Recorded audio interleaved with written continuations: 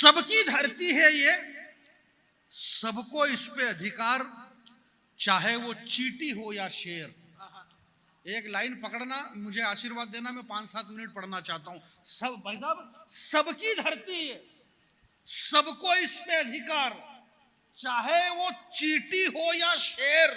Media के लोगों ने 25 दिन हो गए,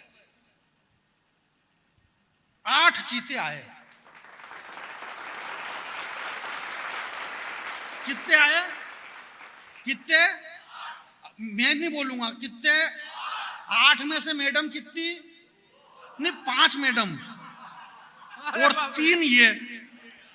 अब समस्या ये पैदा नहीं हो रही, समस्या ये पैदा हो रही कि 3 के साथ 3 मैडम हो गई, तो 3 का तो घर बस गया, अब वो 2 बच गई।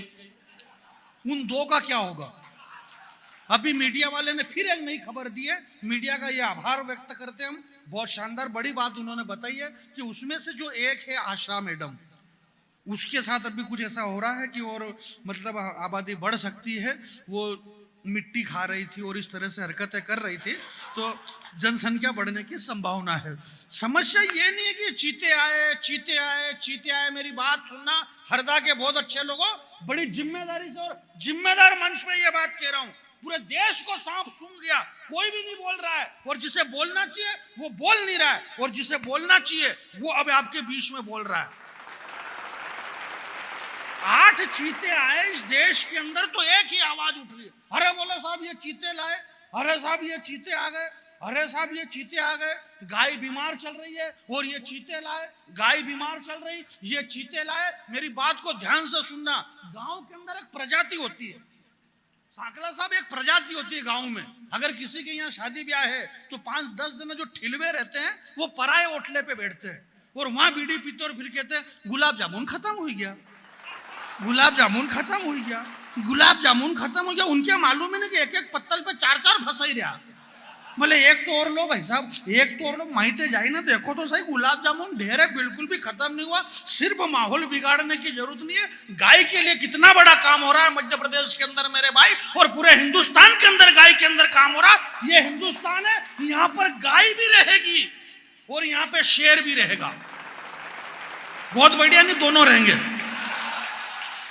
और इसलिए रहेंगे कि ये हिंदुस्तान, यहाँ की सनातन धर्म, यहाँ की संस्कृति। हम भगवान शिव के वंशज है मेरे भाई। भगवान शिव ने अपने गले के अंदर सांप रखा। यहाँ गाय और चीते दोनों रहेंगे, चीते भी रहेंगे और गाय भी रहेगी। सांकला साहब, आपको इस बात की जानकारी है, हालांकि आप भगवान शिव से कभी नहीं मिले, पर फिर भी एक बात बता रहा हूं मैं, नहीं वो ध्यान से ऐसा देख रहे जैसे कल परसों शंकर भगवान से मिले हो, तो मिले ही ना, कुछ भी नहीं। भगवान शंकर ने अपने गले में शिव रखा, गले में शिव जी। यहाँ विद्वान लोग बैठे हैं, बुद्धिजीवी लोग बैठे हैं। मैं एक कविता आपके बीच में पढ़ करके जाना चाहता हूं। भगवान शिव ने अपने गले में सर्प को रखा। मनोज ने कहा, बोले यार भगवान शिव की ये ऐसी पोजीशन क्यों है? मैंने कहा भगवान शिव को मालूम था कि बहुत साल पहले और मेरे बाद में इस देश के अंदर एक ऐसा प्रधानमंत्री होगा जो जन्मदिन पे चीते लाएगा, तो उस चीते का जवाब देने के लिए भगवान शिव ने अपने गले में रखा सांप। सांप मृत्यु का देवता है, सांप काल है। मेरी बात को ध्यान से सुनना, भगवान शिव ने गले में सांप रखा। उनकी जो पत्नी थी माता पार्वती जगदम्बा, उनका वाहन शेर है। बड़े वाला जो लड़का है उनका कार्तिकेय, जो देवताओं के सेनापति है, वो मोर पे विराजमान है। छोटे वाला जो बेटा है गणेश जी, वो चूहे के ऊपर विराजमान है। वो खुद भगवान शिव जी, उनका वाहन बेल है। अब आप देखना इसमें कि जो सांप होता है वो चूहे को खा जाए, मोर है वो सांप को खा जाए, शेर बेल को खा जाए, कौन किसको खा जाए मालूम ही नहीं पड़ रहा, और सब एक दूसरे को खा जाए। इसके बाद भी सब एक ही घाट पे पानी पी रहे हैं और शिव के दरबार में बंधे हुए हैं। ये वो हिंदुस्तान है कि यहाँ पे शेर भी रहेगा, यहाँ पे चीते भी रहेंगे, यहाँ पे गाय भी रहेगी, यहाँ सब रहेंगे मेरे भाई। ये वो सनातन धर्म है। क्या बात कर रहे हैं आप? सबको अधिकार है। यहाँ बात ये नहीं है, लोगों को तकलीफ दूसरी हो रही है। उन चीतों को इतनी तकलीफ नहीं, इतनी दूसरों को तकलीफ। वो चीते डिप्रेशन में खुद ये कह रहे, बोले एक पालक पनीर की सब्जी ले आओ और 2 रोटी ले आओ। वो खुद इतने डिप्रेशन में आ गए बेचारे यार, कब तो ये हालत हो। हाँ, अरे भैया भाई साहब यार, अगर ये सामान्य बातें, ये सब फोकट की बातें, इतना कुछ भी नहीं, लोग समझ ही नहीं रहे, और जिसको समझ है वो बोल नहीं रहे। अब हमारे जैसे लोगों को समझदारी है, ये कवि है, ये किसी भी पार्टी से मतलब नहीं, परंतु हम समझदार है तो हम बोल रहे हैं और लोग सुन रहे हैं बेचारे बैठ करके कि वाकई में ऐसा हो रहा है।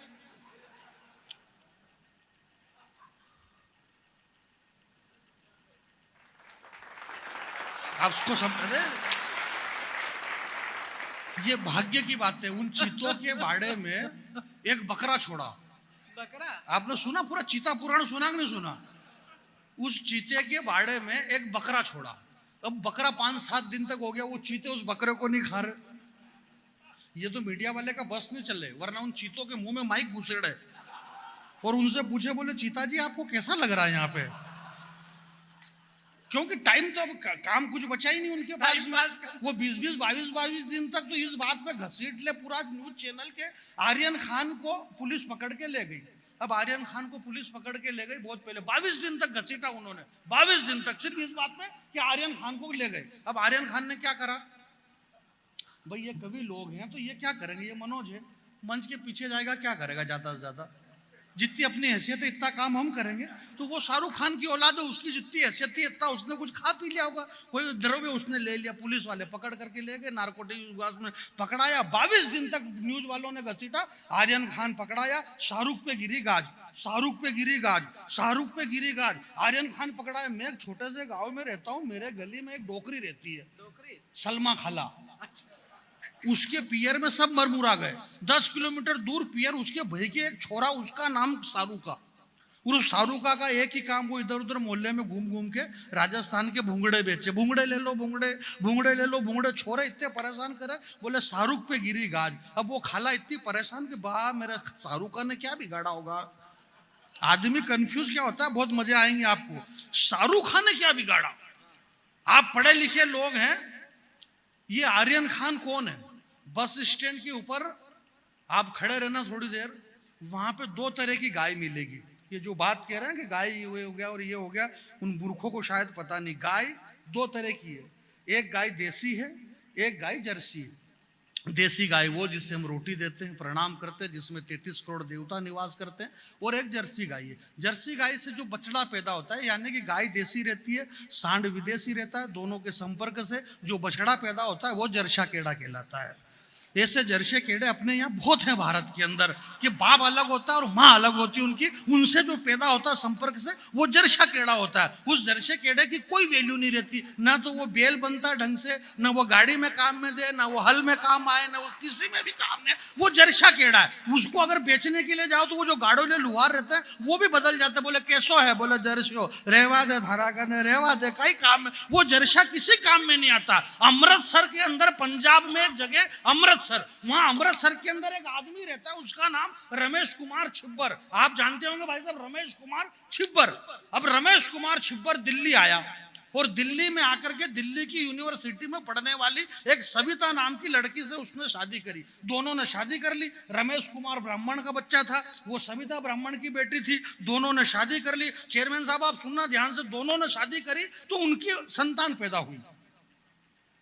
सुने बात ध्यान से भाई, अगर शादी करोगे तो औलाद पैदा होगी, ये बात कह रहा हूं। उन दोनों ने शादी कर ली तो एक औलाद पैदा हो गई। उस औलाद का नाम रखा गौरी। अब उस गौरी को शिव की शरण में जाना था, वो गौरी शिव के पास नहीं गई और शाहरुख के पास चली गई। गाय देसी, सांड विदेशी, संपर्क हुआ तो फिर ये जर्सा केड़ा पैदा हुआ, उसका नाम आर्यन। और इन जर्से केड़े का एक ही इलाज वानखेड़े, बंबई में एक वानखेड़े था। ऐसे वानखेड़े इन जर्से केड़े का इलाज करते हैं। इनका एक ही इलाज है कि सबकी ये धरती, सबको इस पे जीने का अधिकार, चाहे वो चींटी हो या शेर। और बहुत छोटी है चादर जनाब आपकी, मत पसारो इतने लंबे पैर। आपकी तालियां रोके साहब। कवि सम्मेलन को थोड़ा कवि सम्मेलन करना। शशि भाई, मैं कविता जी एक नई बात कहना चाहता हूं। आतंकवाद जो पूरे देश में राज करना चाहता है, पूरी दुनिया पे हुकूमत चलाना चाहता है, कविता के लोग हैं तो हाथ खोलना आपके। सबकी धरती, सबको इस पे अधिकार, चाहे वो चींटी हो या शेर।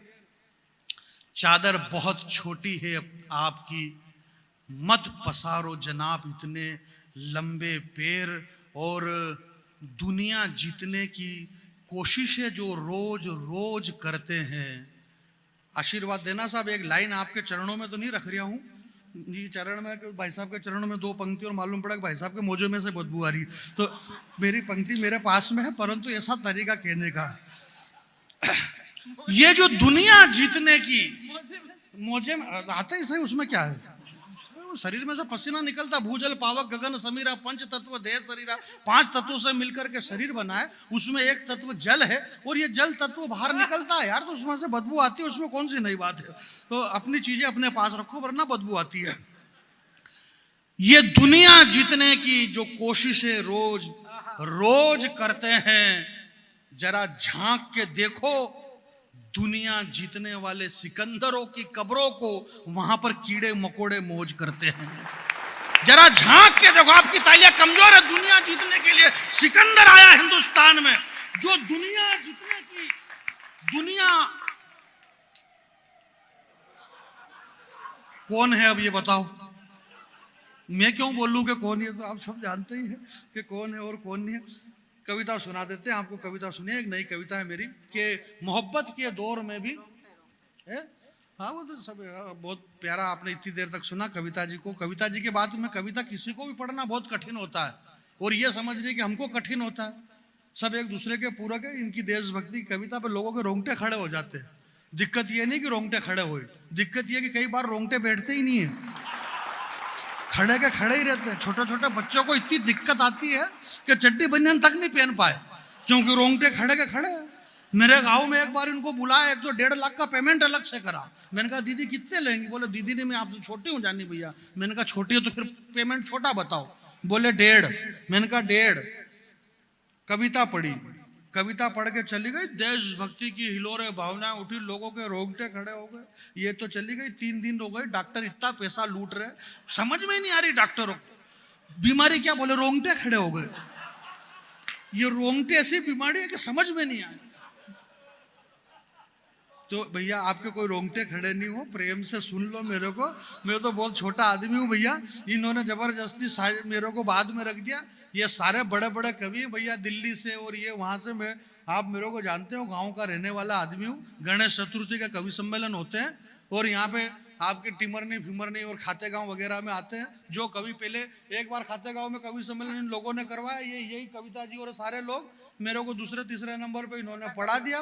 बारिश आ गई, मेरा पैसा उसने दे दिया, बोले जिसने पढ़ लिया उनका पैसा ले लो, ये रह गए। भाई आपने पढ़ा ही नहीं तो आपका पैसा किस बात का। तो ये उस दिन की आंटी अब निकाल रहे मेरे से कि भैया मतलब मैं बहुत छोटा आदमी हूँ, ऐसा आप मेरे को जानते हो। हाँ ये भी छोटा कवि था, ये इतना भावुक हो गया कि मैं राजस्थान से आया और मैं राजस्थान से आया, मैं गुजर। भाई ये गुजर, इसमें कोई नई बात तो है ही नहीं, इसके पिताजी गुजर थे तो ये भी गुजर हो गया। आदमी जेग कितना लगाता ताली बजवाने के लिए, हमारे कवि इतना जेग लगाते कि एक कवि इतना जेग लगाता कि मैं भगवान कृष्ण की धरती से आया हूं, मथुरा से, आपके हाथ उठे, मैं महाराणा प्रताप की अरे भाई महाराणा प्रताप की धरती से आओ, राजस्थान की धरती से आओ, हमारा कहीं लेना देना विकास। और उसमें महाराणा प्रताप का क्या रोल आपके उसमें, भाई आप तो जैसे हो ऐसे ही। महाराणा प्रताप कब के चले गए, कोई मतलब नहीं। ताली बजाने के लिए एक जेक जरिए वहां से ढूंढ लिया यार, है? ये हमारा हम खाली जेक ही ढूंढ रहे हैं, और कई सारी ऐसी चीजें जो नहीं करना चाहिए। एक बार रावण मर गया ना, भगवान श्री राम ने रावण को मार दिया। जब रावण एक बार मारा गया, लाखों वर्ष हो गए, वाल्मीकि कहते 17 लाख वर्ष पहले रावण कभी त्रेता युग के अंदर था, और प्रभु श्री नारायण रूप राम जी ने रावण को मार दिया। हर साल फिर रावण को मार रहे हैं, कोई जरूरत ही नहीं उस रावण को मारने की, एक बार मार दिया। ये ठीक ऐसी स्थिति है जैसे कि अब कोई जरूरत है क्या रावण को मारने की। ये गर्मी है, इस गर्मी में इनको ये जैकेट पहनना जरूरी है क्या। ये स्थिति सेम ऐसे रावण मर गया ना, कोई मतलब नहीं पुतला बनाने से, गर्मी पड़ रही जैकेट पहनने से क्या मतलब है। ये आवरण है ऊपर का, ये वस्त्र तो मात्र देह का आवरण है। हरदा के बहुत अच्छे लोगों, जो हम संस्कार और संस्कृति की बातें कर रहे थे, ये सारी फिजूल की बातें हैं। मैं आपसे ये कह रहा हूं कि बुझ ही नहीं सकती ये आग, मेरा वादा है, क्योंकि ये लगी हुई कम और फैलाई गई ज्यादा है।